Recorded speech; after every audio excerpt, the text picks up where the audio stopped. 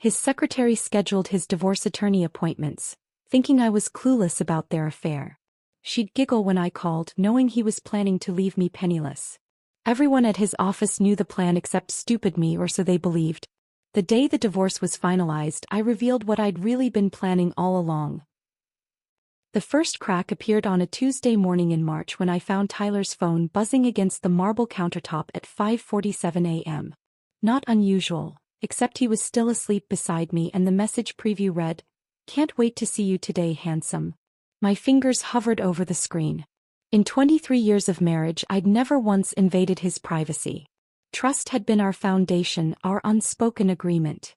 But something cold slithered through my chest as I watched that message disappear, replaced by his usual alarm at 6 sharp.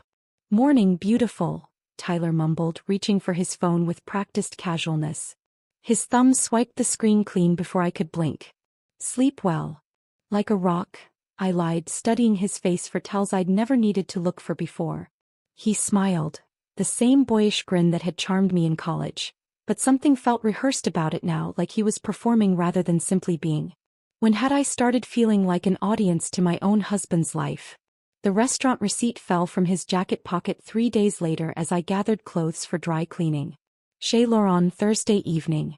I remembered Thursday clearly because I'd made his favorite pot roast and eaten alone again. The receipt showed 2 entrees, 2 glasses of wine, 1 shared dessert. The kind of intimate dinner we hadn't had in months. My hands trembled as I held the thin paper, imagining Tyler across from someone who wasn't me, sharing creme brulee while I scraped his untouched dinner into Tupperware containers. The betrayal felt physical, a sharp twist beneath my ribs that stole my breath. "Find anything interesting?" Tyler's voice from the doorway made me jump. I turned, the receipt still clutched in my palm. For a moment, we stared at each other across the chasm that had somehow opened in our bedroom. His eyes flicked to my hand and I watched his jaw tighten almost imperceptibly. "Just gathering your dry cleaning," I said, my voice surprisingly steady. He nodded slowly, but his gaze never left my face. "Thanks. You're always taking such good care of me." The words felt like mockery, though his tone remained gentle. I wanted to throw the receipt at him, demand explanations, fight for what we'd built together. Instead, I smiled and tucked it into my pocket. "Of course, honey. That's what wives do." But that night, after Tyler fell asleep with his phone clutched protectively against his chest, I lay awake staring at the ceiling and wondering when I'd become a stranger in my own marriage. The computer password discovery came 2 weeks later. I'd gone to print our tax documents from his home office, something I'd done countless times over the years. But when I tried to log in with his usual password, our wedding date followed by my initials, the screen flashed red. "Incorrect password." I tried variations. Our anniversary. His mother's birthday. The dog's name. Nothing. After 15 years of sharing everything, Tyler had locked me out of his digital life as efficiently as changing the locks on a house. The realization hit me like ice water. Whatever was happening, it was serious enough that he'd started covering his tracks. My reflection in his dark computer screen looked older than I remembered, more fragile. When had those lines appeared around my eyes? When had my husband started seeing me as a threat to be managed rather than a partner to be trusted? The phone calls to his office became a special kind of torture. Megan's voice grew progressively sweeter each time, like honey laced with poison. "Oh, hi there, Mrs. Matthews. Tyler's in a meeting right now, but I'll be sure to let him know you called." Her tone suggested she knew exactly why he couldn't come to the phone, and it had nothing to do with business meetings. There was an intimacy in the way she said his name, Tyler, not Mr. Matthews, that made my skin crawl. "Could you ask him to call me back? It's about dinner tonight." "Oh, I think he mentioned he'd be working late again. You know how dedicated he is to his projects." The barely concealed laughter in her voice made me want to reach through the phone and shake her. Instead, I thanked her politely and hung up, feeling more foolish each time. The office Christmas party crystallized everything I'd been trying not to see. Tyler had been distant for weeks, claiming stress about year-end deadlines, but he'd perked up considerably when I'd mentioned skipping the party. "You should go," I'd insisted, not wanting to be the wife who kept her husband from office social events. "I'll stay home with a good book." But something nagged at me as I watched him dress with unusual care, selecting his best suit and the cologne I'd given him for his birthday, cologne that had sat untouched on his dresser for months. I changed my mind an hour after he left, arriving at the downtown hotel just as dinner was being served. Tyler's back was to me as I entered the ballroom, but I spotted him immediately at a corner table. What I saw next felt like a physical blow. Megan sat beside him, not across from him as a professional colleague might, but close enough that their shoulders touched. She wore a delicate gold necklace that caught the light as she laughed at something he whispered in her ear. My breath caught in my throat. That necklace. I'd admired it 6 months ago in the jewelry store window during our last anniversary shopping trip. It's beautiful, I'd said, tracing the display glass with my finger. Tyler had glanced at the price tag and shaken his head. $3,000 for a necklace? That's a bit excessive, don't you think? I'd agreed, of course. I always agreed.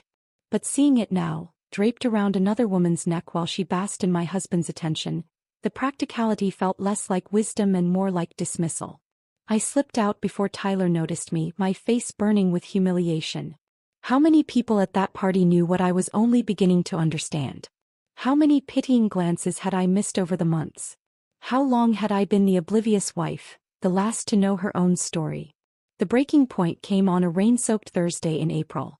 I'd returned early from my book club, cancelled due to the weather, and heard Tyler's voice from his home office. The door was slightly ajar and something in his tone made me pause in the hallway. I know, sweetheart. Just a few more months and this will all be behind us. My blood turned to ice. Tyler had never called me sweetheart. It was too saccharine for his taste. He'd always said, honey, beautiful, love. Those were his endearments for me. Sweetheart belonged to someone else. The lawyer says we can expedite everything once I file. She won't see it coming, she's too trusting for her own good. Each word hit like a physical blow. I pressed my back against the hallway wall, afraid my legs might give out. They weren't just having an affair. They were planning my destruction. By Christmas we'll be free to do whatever we want. I promise you won't have to sneak around much longer. The casual cruelty in his voice, discussing my future like a business transaction, ignited something I didn't know existed inside me. The hurt remained sharp and constant, but it was joined by something harder, colder. Something that whispered, if they want to play games, I'll show them how it's really done. I backed away from the door silently, my mind already racing. Tyler thought he was dealing with the same trusting woman who'd never questioned a late night or challenged a suspicious receipt. But that woman had just died in the hallway of her own home, replaced by someone who understood that love without wisdom was just another word for victim. Let them think I was clueless. Let them believe their secret was safe. They'd taught me that marriage could be a performance, and I was about to give the performance of my life. The game was just beginning and they had no idea they'd already lost. The transformation didn't happen overnight. For 3 days after overhearing Tyler's phone call, I moved through our house like a ghost, smiling when he looked my way, nodding at his lies about late meetings. But inside, something sharp and calculating had awakened. Something that studied his patterns with forensic precision. That's when I remembered Josh Reynolds. Tyler's business partner had always been peripheral to our social circle, present at company functions but never lingering for small talk. He was the numbers guy, Tyler often said dismissively, as if mathematical precision was somehow less valuable than Tyler's flashy deal-making. But I'd noticed things about Josh that Tyler had missed. The way he listened before speaking. How his eyes tracked inconsistencies in presentations. The quiet intelligence that didn't need to announce itself. More importantly, I'd heard through the professional grapevine that Josh's wife had left him 6 months ago. Another casualty of infidelity, according to the whispered conversations at charity luncheons. If anyone would understand the particular sting of betrayal, it would be him. I spent 2 weeks studying Josh's routine with the methodical patience of a hunter. His gym was downtown, 3 blocks from the coffee shop where Tyler sometimes held client meetings. The same coffee shop where Josh appeared every Tuesday and Thursday at precisely 7:15 a.m., ordering black coffee and sitting by the window with his tablet. On the 3rd Thursday I was there waiting. Josh. I approached his table with carefully practiced surprise. I thought that was you. He looked up from his financial reports and for a moment, I saw something flicker across his face. Recognition followed by wariness. We both knew this meeting wasn't accidental. Sarah. Good to see you. He gestured to the empty chair across from him. Would you like to sit? His directness caught me off guard. No small talk about the weather or feigned surprise at the coincidence. Just an invitation to skip the pretense. I'd like that, I said, settling into the chair. I was hoping we might have a chance to talk. Josh closed his tablet and leaned back, studying me with the same analytical gaze I'd observed at board meetings. About Tyler? The question hung between us like a bridge I could either cross or retreat from. My heart hammered against my ribs, but my voice remained steady. Among other things, something shifted in his expression. Not sympathy exactly, but understanding. I assume you know about Megan. Hearing it confirmed so matter-of-factly should have hurt more than it did. Instead, I felt oddly relieved. No more pretending, no more dancing around obvious truths. I do now. The question is, what are you going to do with that information? Josh's smile was thin but genuine. The same thing you're going to do with what I tell you about Tyler's recent business decisions. That first conversation lasted 2 hours. Josh spoke with clinical precision about Tyler's increasingly erratic choices. Partnerships that made no financial sense, investments in companies that existed only on paper, sudden changes to profit-sharing agreements that benefited Tyler disproportionately. I've been documenting everything, Josh said, sliding a manila folder across the table. Initially for my own protection. Now I think it might serve a different purpose. The folder contained copies of emails, financial statements, and meeting notes that painted a picture of a man whose judgment had become fatally compromised. But more than that, it revealed something I'd never suspected. Tyler had been systematically positioning himself to cut Josh out of their most profitable ventures. He's planning to freeze you out, I realized aloud. Eventually. But first he needs to minimize his assets for the divorce proceedings. Hard to claim poverty while holding majority stakes in 3 successful companies. The casual way Josh dissected Tyler's strategy impressed me. No emotion, no wounded pride. Just clear-eyed analysis of betrayal as a business problem to be solved. What do you need from me? I asked. His answer surprised me. Nothing. Yet. But when the time comes, I'll need someone who has access to Tyler's personal files. Someone he trusts completely. The irony wasn't lost on either of us. Over the following weeks, I became a different person entirely. Tyler saw the same compliant wife who packed his lunches and asked about his day. But that woman was a carefully constructed mask worn by someone much more dangerous. While Tyler worked late or claimed to, I worked too. His home office became my classroom, each document a lesson in the scope of his deception.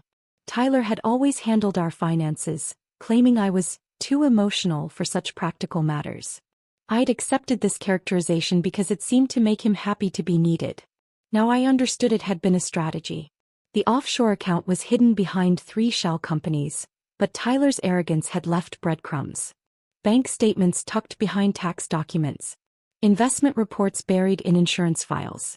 Account numbers written on sticky notes and forgotten in desk drawers.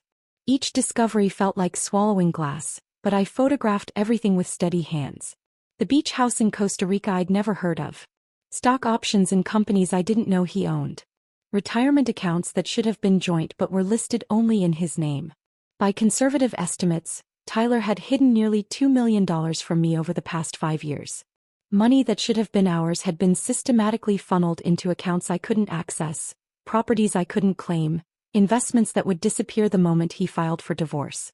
But Tyler's greatest mistake was underestimating me. While he was busy covering his tracks from lawyers and judges, he never bothered hiding anything from his simple wife. Credit card statements lay open on his desk. Email accounts remained logged in on the home computer. Financial documents were filed with the casual organization of a man who believed himself untouchable. The evidence file grew thicker each night. Screenshots of email exchanges with asset managers. Photos of bank statements showing suspicious transfers. Recordings of phone calls made from the landline extension I'd learned to activate silently from the kitchen. But the most damaging discovery came accidentally. I'd been photographing a stack of investment reports when I knocked over a small wooden box on Tyler's desk. Business cards scattered across the floor. Contacts from conferences, potential clients, professional networking events. Mixed among them were cards for private investigators, divorce attorneys, and offshore banking specialists. But it was the handwritten note tucked beneath them that made my blood freeze. Handled the Cayman transfer. New account details attached. Destroy after memorizing. Megan wasn't just Tyler's mistress. She was his accomplice in financial fraud, actively helping him steal our marital assets. The secretary who giggled at my phone calls had been enabling theft on a massive scale. That night, I sat in my kitchen with a glass of wine and Josh's business card, finally understanding the true scope of the game being played against me. Tyler thought he was divorcing a naive housewife who would accept whatever scraps his lawyers threw her way. Instead, he was about to face someone who now understood his business better than he did, backed by a partner who had his own reasons for wanting Tyler destroyed. I picked up my phone and typed a simple message to Josh. The Cayman account. We need to talk. His response came within minutes. Tomorrow. Same place. Bring everything. As I prepared for bed, Tyler was still working late. But for the first time in months, his absence didn't hurt. I had work of my own to do, and unlike his, mine was built on truth instead of lies. The student had become the master and class was about to begin. Josh was already waiting when I arrived at the coffee shop the next morning, his usual black coffee untouched beside a spread of documents that looked deceptively casual. I slid into the seat across from him, my purse heavy with the evidence I'd gathered, a weight that felt both terrifying and empowering. The Cayman account, I said without preamble, placing a manila envelope on the table between us. Tyler's been moving money there for 3 years. Megan's been helping him. Josh opened the envelope with the careful precision of a surgeon, his expression unchanging as he reviewed the photographs and bank statements. When he finished, he looked up with something that might have been admiration. This is more than I hoped for. More than enough to trigger a fraud investigation if we need it. He paused, studying my face. The question is, what do you want to happen to them? The question hung in the air like smoke. What did I want?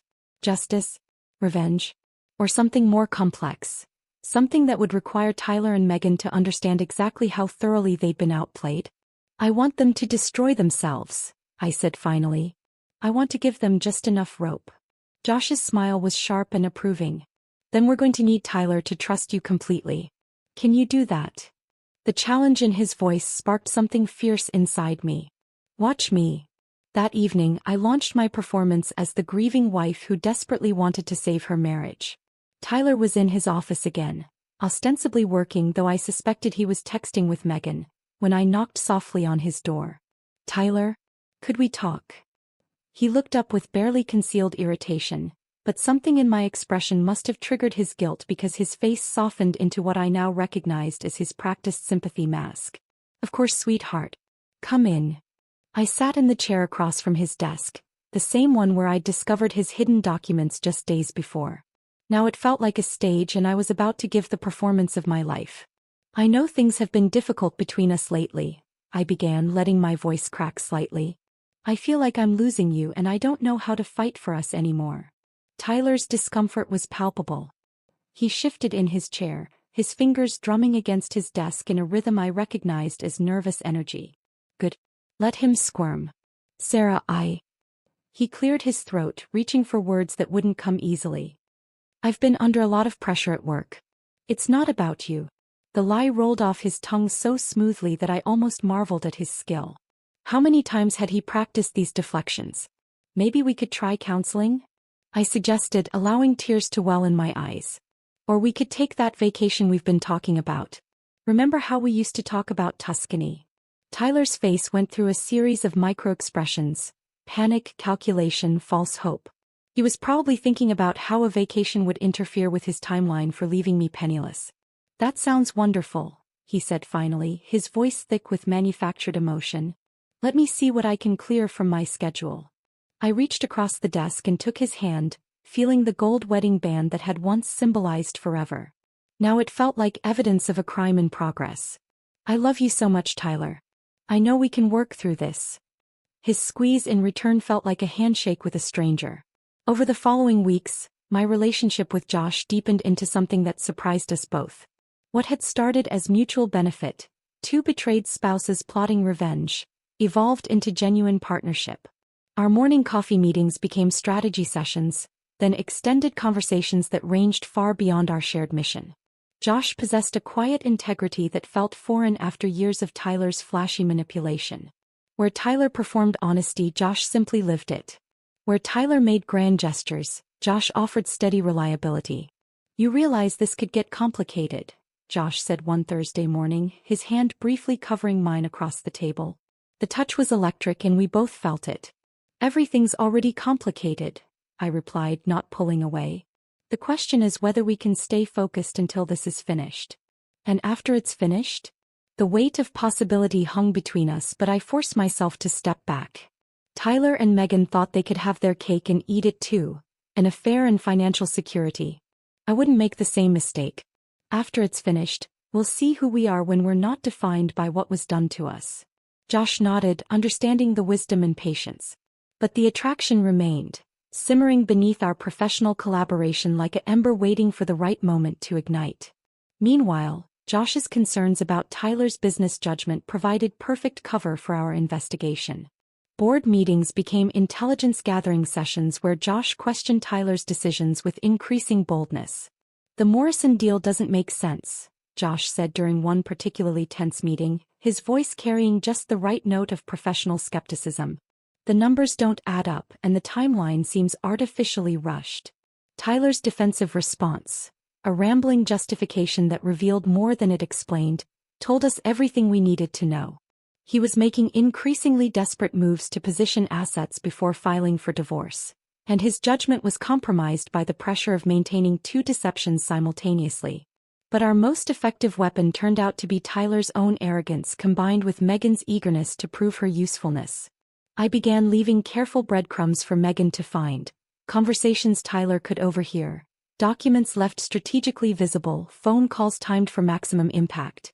The first test came when I staged a phone conversation with my sister while Tyler was in the kitchen, speaking just loud enough for him to hear. "I'm so worried about him, Linda. He's been working such long hours and I found some business documents that looked concerning. Something about offshore accounts. I don't understand finance, but the numbers seemed huge." I watched Tyler freeze in the doorway, his coffee mug suspended halfway to his lips. The panic that flashed across his face was deeply satisfying. Within 2 days, Josh reported that Tyler had suddenly developed an interest in streamlining their international holdings. Megan, Josh's sources told him, had been asking detailed questions about asset protection strategies. My false concern had triggered exactly the response we wanted. Tyler was moving money in ways that would be easy to track and harder to justify legally. The next planted seed was even more effective.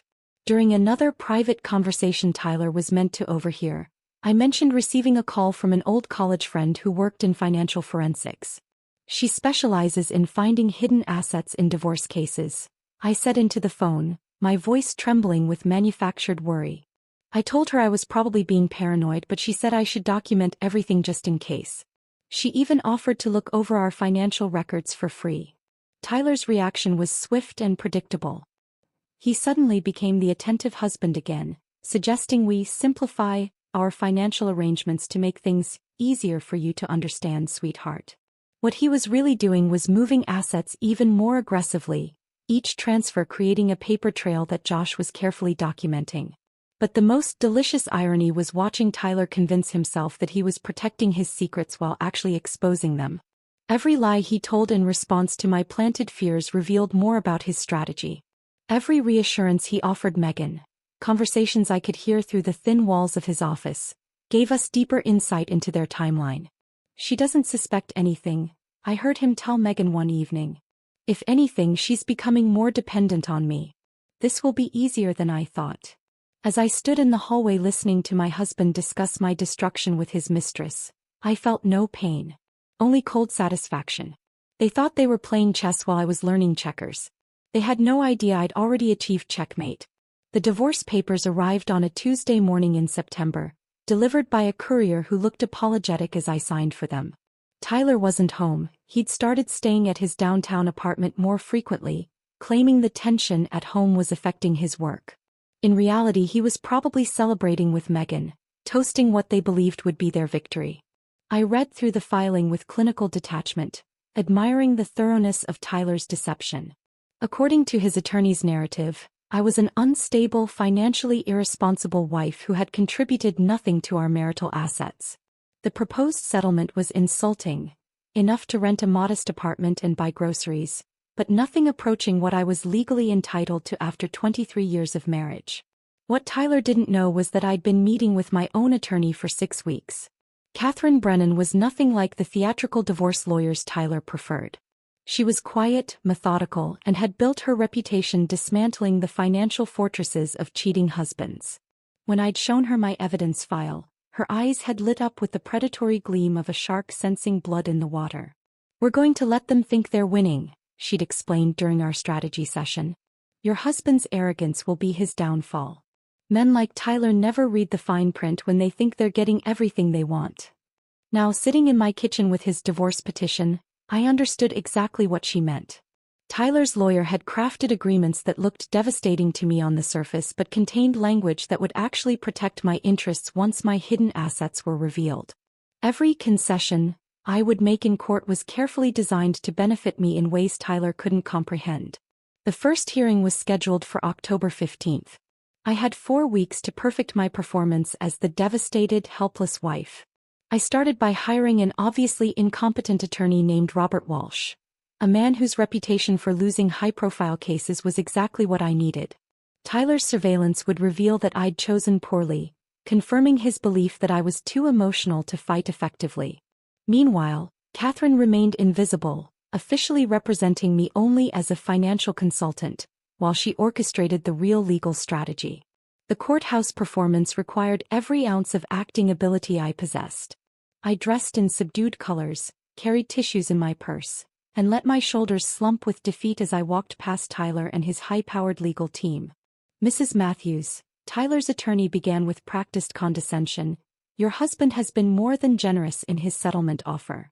Given your lack of contribution to the marital assets and your history of financial irresponsibility." I dabbed at my eyes with a tissue, letting my voice crack as I interrupted. "I just want to be fair. Tyler worked so hard for everything we have. I don't want to be vindictive." The judge's expression softened with sympathy, while Tyler's lawyer smiled like a cat with cream. They saw exactly what I wanted them to see, a broken woman who knew she was beaten. Each concession I made felt like a small victory. When I agreed to waive my claim to Tyler's offshore holdings, I could practically see him relaxing in his chair.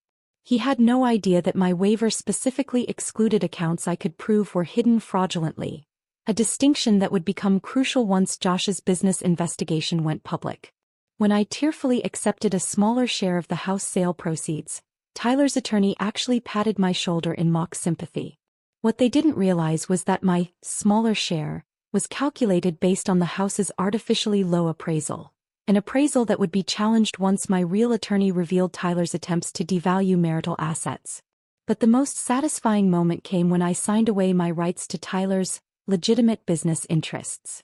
The document was thick with legal language that Tyler barely glanced at, trusting his attorney's assurance that it protected all his assets. What Tyler missed, because his arrogance made him sloppy, was the clause defining legitimate business interests.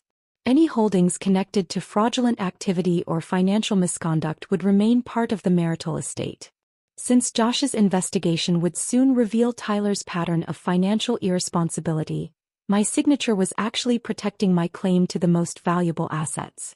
While the legal theater played out in court, Josh was orchestrating his own performance in the boardroom. Tyler had become so focused on the divorce proceedings that he was missing the corporate coup happening under his nose. "I'm concerned about Tyler's judgment lately," Josh said during a board meeting I learned about through carefully planted sources. "The Morrison deal was a disaster, and these offshore investments seem incredibly risky." The other partners had begun to notice Tyler's erratic behavior. His absences from important meetings. His distracted performance during client presentations. His defensive responses to legitimate questions about company finances. Josh had built a coalition slowly and carefully, never directly attacking Tyler but simply raising concerns about fiduciary responsibility and protecting shareholder interests. By the time Tyler realized what was happening, Josh had already secured the support needed to call for a comprehensive financial audit. The audit was Tyler's worst nightmare. Not only would it reveal his hidden assets, but it would expose his use of company resources to fund his personal offshore accounts. What Tyler had thought was clever asset protection would be revealed as embezzlement. But perhaps the most entertaining development was watching Megan's growing desperation as the divorce proceedings dragged on. She'd expected Tyler to be free and financially secure within weeks. Instead, she found herself dealing with a man increasingly consumed by legal battles and mounting pressure from his business partners. I watched their relationship crumble through carefully observed details. Tyler's increasing irritability when she called. The way he'd silence her when she brought up their future plans. The tension in his shoulders when she appeared at the office. Megan, for her part, became increasingly demanding. She'd built her fantasy around becoming the second Mrs. Tyler Matthews, complete with the lifestyle she'd observed from the outside. The reality of dating a man facing potential financial ruin was less appealing than she'd anticipated. Her work performance suffered as her anxiety increased. I heard through mutual acquaintances that she'd been making mistakes, missing important calls, scheduling conflicts, even showing up late to meetings. The competent secretary who'd once been Tyler's secret weapon was becoming a liability. The breaking point came when Megan made the tactical error of confronting Tyler during a particularly stressful week. I wasn't there to witness it, but Josh's sources in the office reported the shouting match that erupted in Tyler's conference room. "When is this going to be over?" Megan had demanded, her voice carrying through the supposedly soundproof walls. "You promised me we'd be together by Christmas. Now you're saying it could take months longer." Tyler's response was cutting and brutal. "Maybe you should focus on your job instead of our personal life. I have bigger problems to deal with right now." The aftermath was swift and predictable.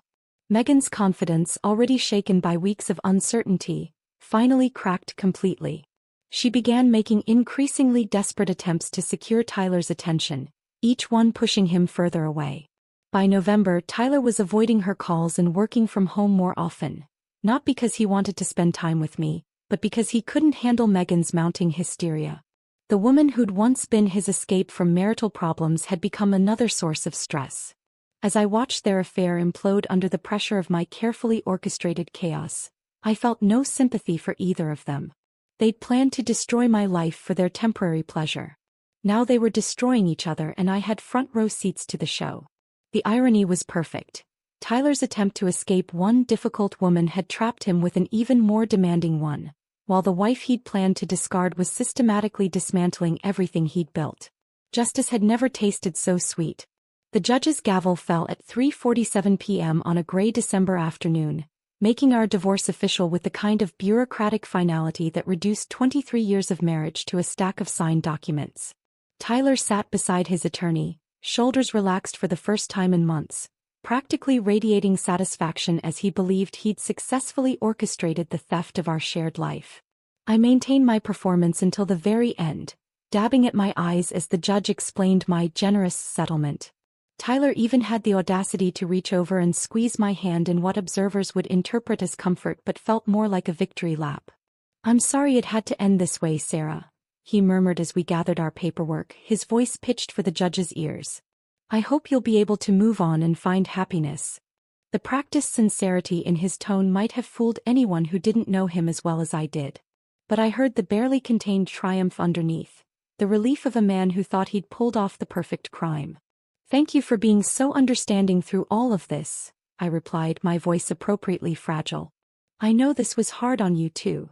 Tyler's attorney, clearly pleased with the outcome, shook my incompetent lawyer's hand with something approaching pity. "Your client was very reasonable, Robert. This could have been much more contentious." As I walked out of that courthouse, divorce decree in hand, I felt an unexpected hollowness. Not for Tyler. That man had died for me months ago. But for the woman I'd been when I'd first walked up those same courthouse steps to get married in 1998. She'd believed in forever. She'd trusted completely. She'd never imagined that love could be weaponized. That woman was gone, and while I didn't mourn her exactly, I acknowledged her passing with something that wasn't quite grief but wasn't quite relief either. Tyler drove away in his BMW, probably heading straight to Megan's apartment to celebrate. I sat in my car for a long moment, watching the courthouse empty as other people's dramas played out in scheduled intervals. Then I pulled out my phone and sent a single text to Josh. "Phase 1 complete." His response came immediately. "Emergency board meeting called for tomorrow morning. Time to finish this." Tyler spent that evening in what I can only assume was celebratory bliss. Through our still-shared Netflix account, I could see he was watching comedy specials until well past midnight. The man who'd just legally stolen from his wife was apparently in a mood to laugh. I spent the evening reviewing documents with Catherine, my real attorney, ensuring every detail was perfect for what would come next. We'd built our trap with precision and now it was time to watch it snap shut. The call came at 6:23 a.m. Sarah. Tyler's voice was sharp with panic, cutting through the early morning quiet. Did you know about this board meeting? I let confusion color my voice, still playing the role of the ex-wife who understood nothing about business. What board meeting? Josh called an emergency session. Something about financial irregularities. I don't understand why he'd. Tyler's voice cut off abruptly, and I could practically hear the wheels turning in his head. I'm sure it's just routine business stuff, I said with practiced innocence. You always said I wouldn't understand these things. The silence stretched long enough that I wondered if he'd hung up. When he spoke again, his voice carried a note I'd never heard before, genuine fear. Sarah, if anyone asks you about our finances, about offshore accounts or anything like that. Tyler, you're scaring me. What's wrong? But he'd already disconnected. The emergency board meeting convened at 9 a.m. in the glass-walled conference room that had hosted so many of Tyler's triumphs. This time he walked in to find Josh seated at the head of the table, Tyler's usual position, with a stack of documents that represented months of careful investigation. Gentlemen, Josh began without preamble, we have a serious problem. Tyler took his seat with the careful composure of a man trying not to show fear, but I'd learned to read his tells over the years. The way he adjusted his tie twice. The slight tremor in his hands as he reached for his coffee. He knew something was catastrophically wrong. Over the past several months, I've been documenting concerning patterns in our company's financial management, Josh continued, his voice carrying the weight of absolute authority. What I've discovered amounts to a systematic diversion of company resources for personal gain. The presentation that followed was masterful.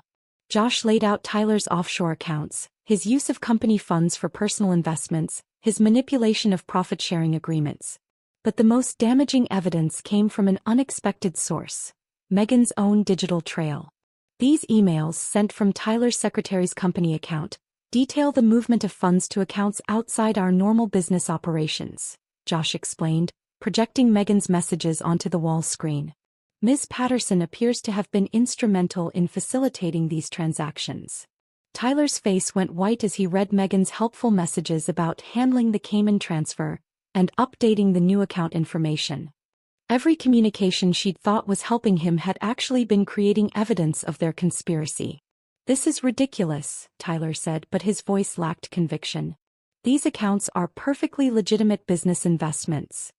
Investments that coincidentally increased dramatically during your divorce proceedings? Josh's question hung in the air like a blade.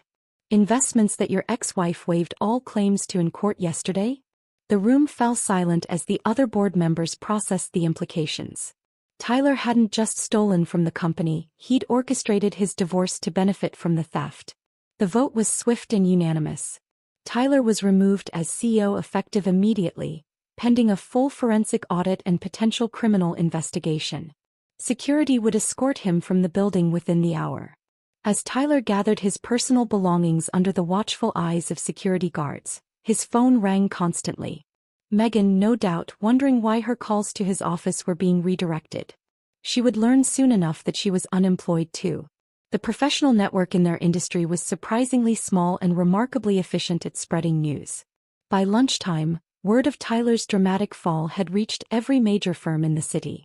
By evening, the details of Megan's role in facilitating financial fraud were common knowledge among the executive assistants and office managers who formed the backbone of the business community. Megan's attempts to find new employment were met with polite rejections and sudden interview cancellations. Her resume, once impressive, was now toxic. Companies couldn't afford to hire someone whose loyalty could be purchased, whose ethics were so obviously compromised. The woman who had giggled at my phone calls, who had worn my dream necklace to my husband's office Christmas party, who had helped steal my future, now found herself unemployable in the only industry she knew. Within 2 weeks, Megan had quietly left the city, her social media accounts deleted, her professional connections severed. The rising star who had thought she was trading up from secretary to trophy wife had instead become a cautionary tale whispered in break rooms and boardrooms across the business district. As for Tyler, he learned that afternoon that his generous divorce settlement had been based on fraudulent financial disclosure.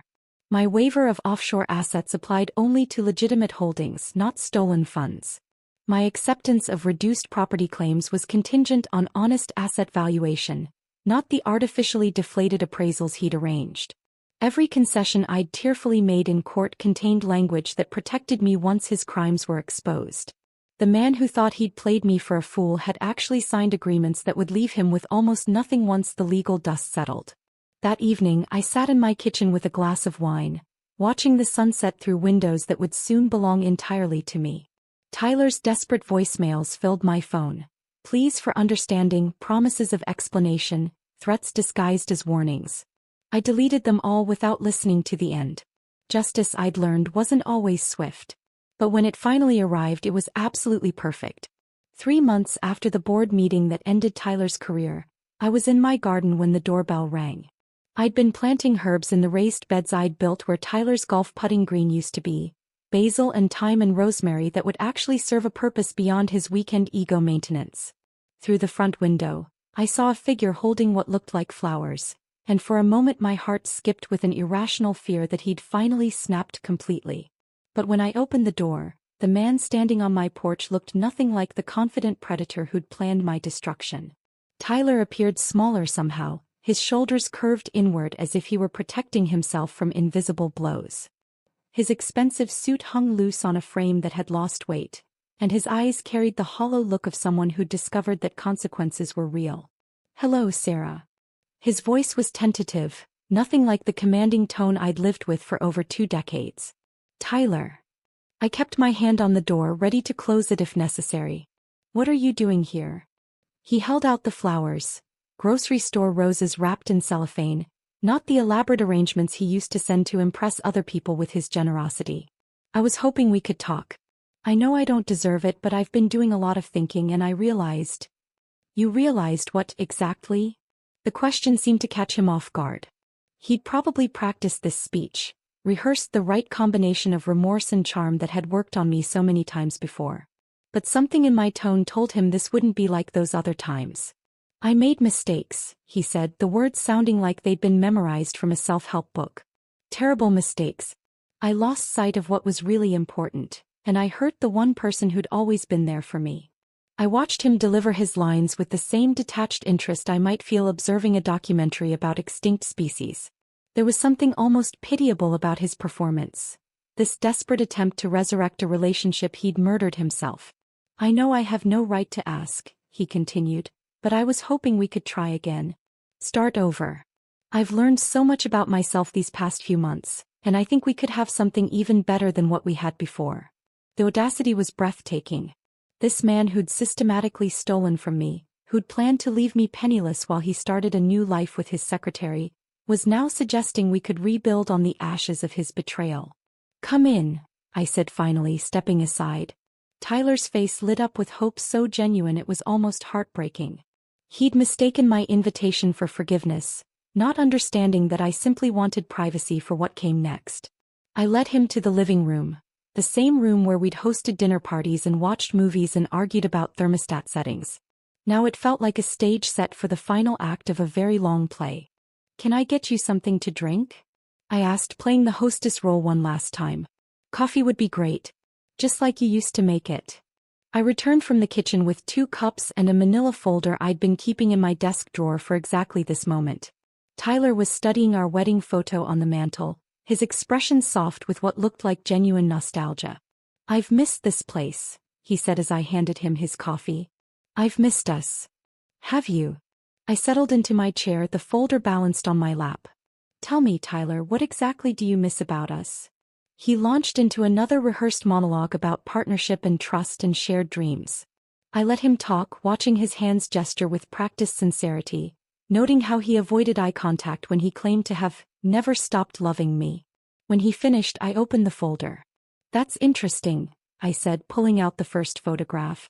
"Because according to this email you sent to Megan in September, You were planning to finally be free of that burden by Christmas. Tyler's coffee cup froze halfway to his lips as he stared at the screenshot of his own words. And this bank statement, I continued, laying out the next piece of evidence, shows you moved $200,000 to your Cayman account the day after I asked about taking that vacation to Tuscany. Each document hit him like a physical blow. The phone recordings, the financial transfers, the business emails where he'd referred to me as the problem that needs solving. You see, Tyler, I know exactly what you missed about us. You missed having someone too trusting to question your lies. You missed having a convenient cover for your financial crimes. You missed having someone to blame when your house of cards finally collapsed. His face had gone pale, but I wasn't finished. You thought I was too stupid to see through your affair with Megan. Too emotional to understand business. Too dependent to survive without you. I leaned forward, my voice steady and cold. I was just smart enough to let you believe it. The moment of recognition in his eyes was everything I'd hoped for. The dawning understanding that every conversation, every argument, every tearful plea for our marriage had been performance. That while he'd been playing chess, I'd been playing a completely different game. How long? He whispered. How long did I know? Since March. How long did I plan this? Since the day I heard you promise Megan you'd leave me penniless. Tyler set down his coffee with shaking hands. Sarah, I never meant. You never meant to get caught. There's a difference. He tried several more times to explain, to justify, to somehow rewrite history into something more palatable.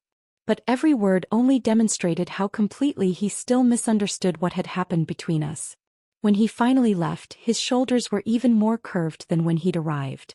The flowers lay forgotten on my coffee table, already wilting in their plastic wrapping. That evening Josh called. How did it go? He asked. Exactly as expected. He still thinks this is about hurt feelings instead of calculated justice. Are you all right? The question surprised me with its genuine concern. Over the months of our partnership, Josh had become someone I could trust completely, a rare gift after Tyler's betrayal. But we'd both been careful not to let our attraction complicate the mission. I'm perfect, I said and meant it. What about you? Ready for your new life as CEO? Josh had officially taken control of the company the week before, with unanimous board support. Tyler's removal had actually strengthened the business, freeing it from the toxic decision-making that had been slowly destroying it. It feels right, he said. But I wanted to ask you something. I'm moving to the Boston office to oversee the expansion there. I was wondering if you'd like to come with me. The invitation hung between us, loaded with possibilities and complications. 6 months ago I might have said yes without hesitation, trading one relationship for another. But the woman Tyler's betrayal had created was smarter than that. Josh, I said gently, we're both still figuring out who we are without our old lives. Maybe we should do that separately before we try to build something new together. His laugh was warm and understanding. I was hoping you'd say that. It means you've really learned to trust yourself. I have. For the first time in my adult life, I'm making decisions based on what I want instead of what someone else expects from me.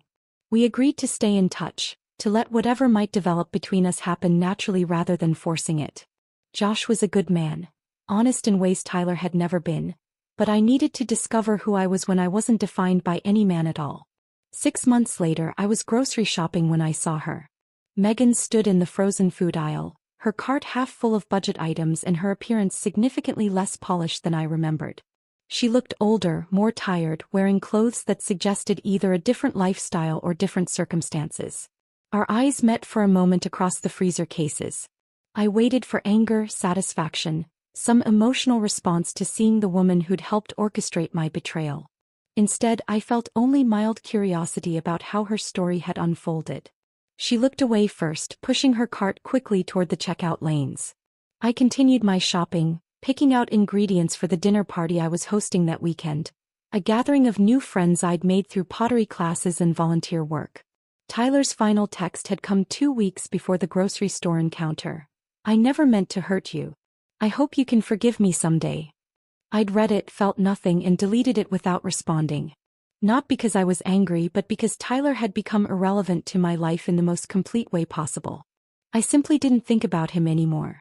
The woman who'd once measured her worth by her husband's approval had evolved into someone who trusted her own judgment completely.